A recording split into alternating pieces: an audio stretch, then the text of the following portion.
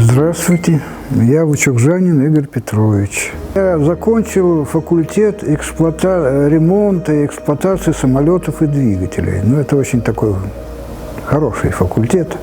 По окончании я прибыл в Якутию и с 63-го, может, 67-го года я здесь проработал в авиации 40 лет. А потом, как достиг возраста, сказали, все, переходи в другое место, значит, я ушел в отставку и через некоторое время поступил на работу в Якутскэнерго, где и работаю по сей день.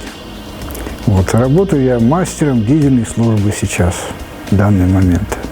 Мы относимся к центральным электрическим сетям, то есть центральные районы обслуживаем. Там, есть дизеля с электростанциями, есть турбины.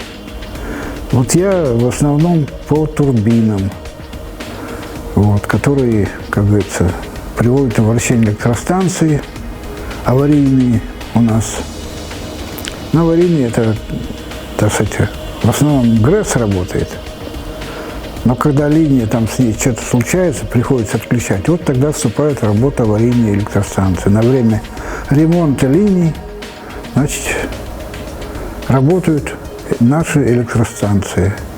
Если не сработает эта электростанция, то поселок может замерзнуть. Приходится выяснять причины, устранять. Это очень ответственно. Потому что зима здесь суровая, и, как правило, чаще всего случается зимой такие аварии. В силу своего опыта анализирую причины, почему происходят отказы. Ведь там же много сложностей и с топливом, и с техникой. А сейчас с электричеством, потому что у нас же еще плюс, кроме турбин, еще и генератор электрический. И все это накладывает свои особенности на эксплуатацию. Самое интересное, когда сделаешь и начинает обеспечивать, то есть выручать поселок или город электроэнергией, теплом. Потому что, у нас же было здесь отключение. Сразу почувствовали, так. Хорошо, что все обошлось с минимальными потерями. Я имею в виду на ГРЭСе, когда событие было. Что в авиации очень ответственная работа, потому что там выпускаешь самолет, ты подписываешь, даешь гарантию, что он долетит. Так и здесь.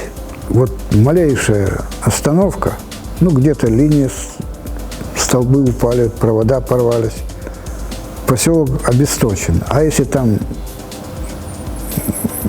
медицинское учреждение, если там какая-нибудь операция идет, там же надо свет, энергию.